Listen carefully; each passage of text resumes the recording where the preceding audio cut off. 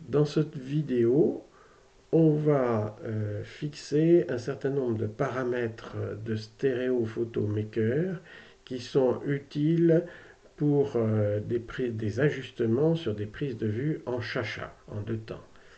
Donc on ouvre Stereo Photo Maker et on va dans Édition, euh, Préférences. Il y a 6 onglets.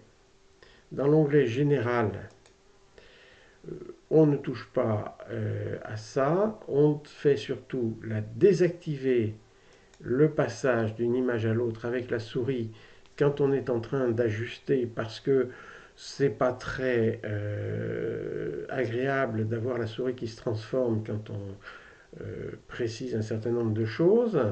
Ça sera bon de le réactiver, ce passage d'une image à l'autre avec la souris, quand on sera à l'utilisation de Stereo Photo Maker essentiellement pour une visualisation d'une série de photos.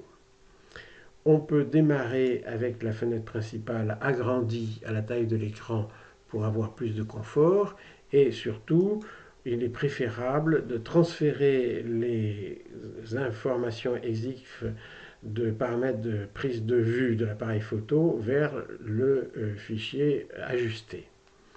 On peut enfin paramétrer l'endroit où se trouve soit Photoshop, soit GIMP, que l'on utilise pour modifier les images et pour pouvoir éditer l'image avec cette application.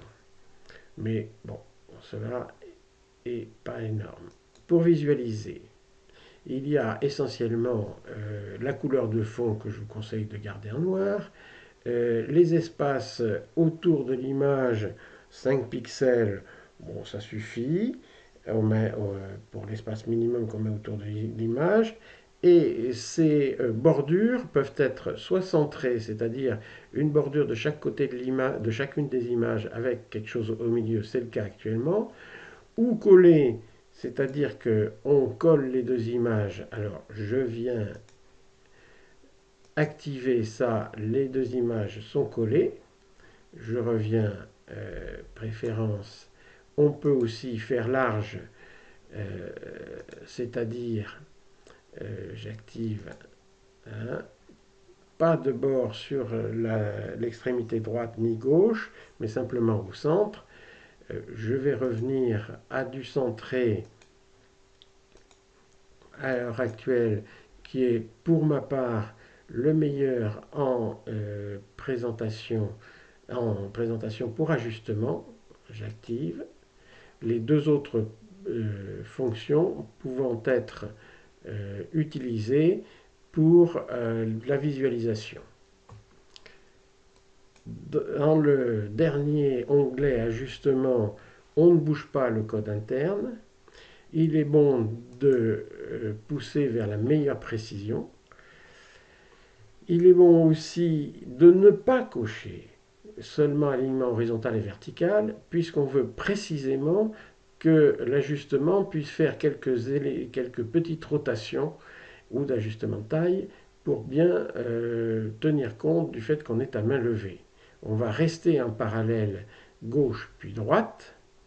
Dans cette liste déroulante, on peut soit utiliser la déviation en pourcent de la largeur de la fenêtre et cette déviation la mettre à 4% ou 4,3%, ce qui est préconisé par le club. Dans ce cas-là, si le relief n'est pas très important, cela recule le premier plan un peu en arrière de la fenêtre de visualisation.